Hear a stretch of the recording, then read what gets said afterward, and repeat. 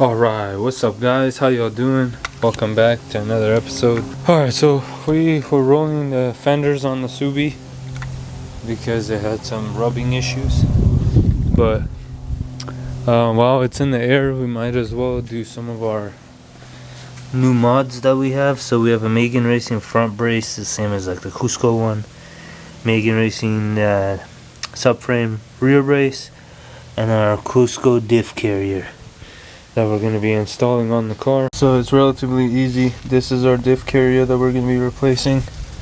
Our subframe brace is going to go from here to here, and our front will be over there, but first we'll start on the diff carrier. So the diff carrier is held in by these bolts, and then there's two bolts right there as well. You're going to want to put a jack underneath this too to hold it in place so it doesn't fall down.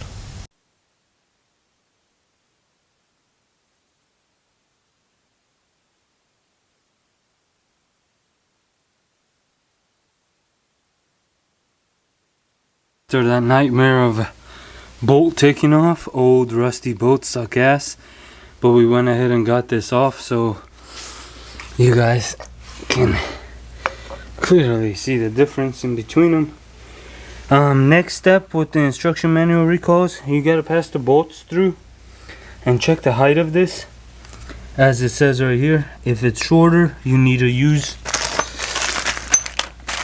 the washers that it came with. If it's same height, no need. As well, if you guys do this job, it's always recommended to get the new nuts and bolts for all of it. Diff carrier, stud nut, and these two are those. These are torque to yield bolts, so they will snap if you reuse it. Get new ones, save yourself the problem. But yeah, let's do this next and then get it back in the car. Alright, so cross-referencing from the looks of it, these are the same height as you guys can tell, so we don't need to use the Cusco washers. They got all new hardware.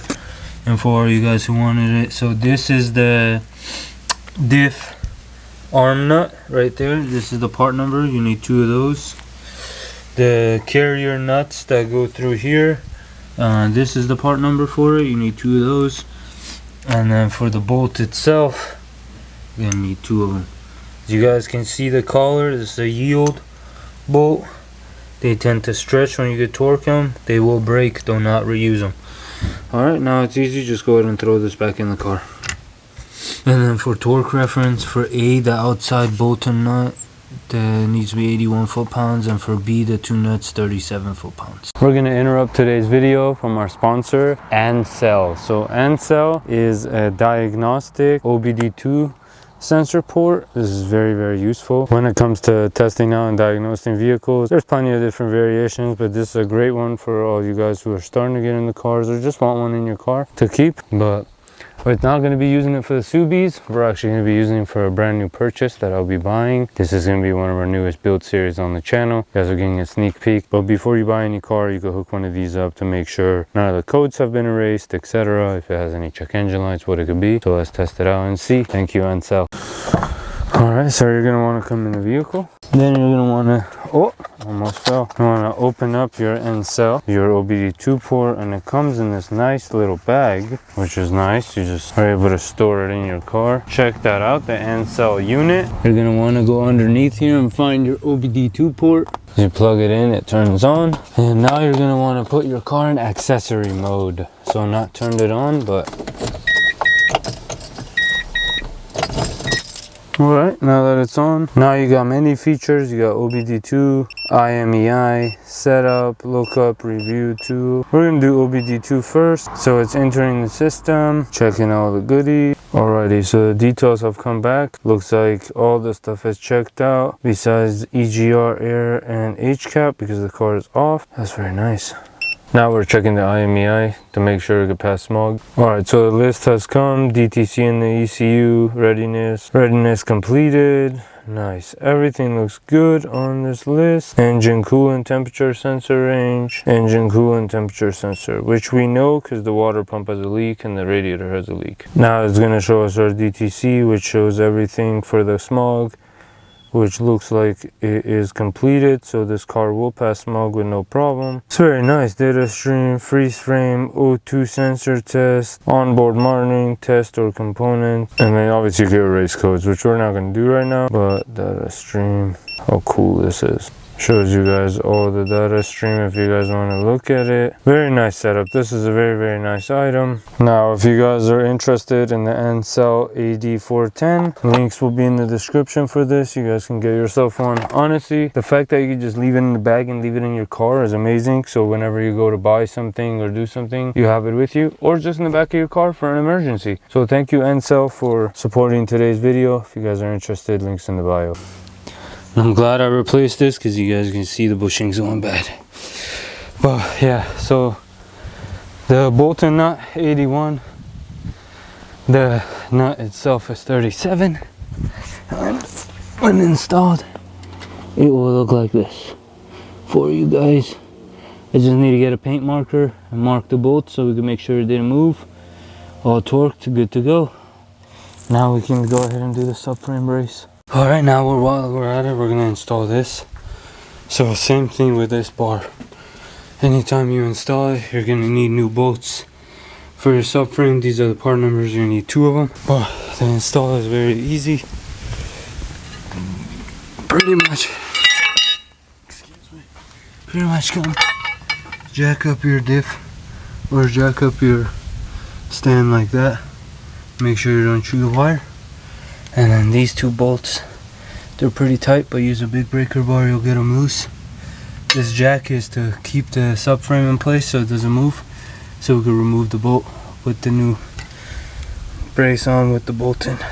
That was hella annoying, but our brace is in with our new bolts, 106 foot-pounds. Go ahead and mark them with a paint pen. Mark your bolts for your diff carrier too, and you're set to go. Very nice. Alright, so now we moved on to the front brace. There's 2 points. There's this point right here, which is a nut underneath, it's a 19. And then there's this guy, if my camera. And then there's this guy right here, which is a 17. And there's a nut on the back of it as well. I loosened everything already, and now we can go ahead and slide this in. Again, this is one of those items you want to reuse all new stuff. New bolts, new hardware, everything. So, and then these are the 2 nuts for the back side. So yeah, let's get to it. Pretty easy install. You can use a jack to assist you if you're having a hard time. If not, you can use these flatheads as well to insert into the bushing to hold it in place so you can pass the hardware and stuff through. Alright guys, so it's as simple as removing those bolts and then putting it in.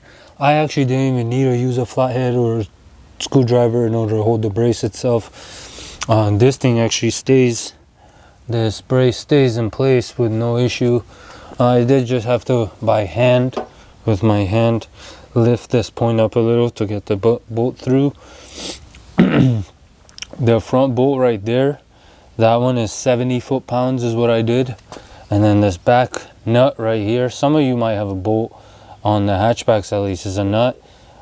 This guy was 102 foot-pounds. But yeah, this is pretty much what it looks like underneath the car. You can see it from the top as well right there. Very nice, mounted very nice. I had no issues at all. And then with the rear setup too, you guys already saw from earlier. Super sick. Small little braces, they go a long way. We'll see how they do. But yeah, you can see it right there too. And clearance wise, clears the downpipe no problem, and clears the transmission no problem.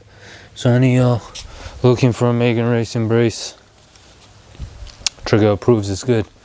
Anyways, hopefully this video helped any of you Subi people, because I really couldn't find a video on that rear brace or that front brace. I found some on the Cusco Diff brace, but nothing else. So yeah, figured I'd do it, take care of y'all. God, this camera's been this bright this whole time. Anyways, thanks for watching. Peace.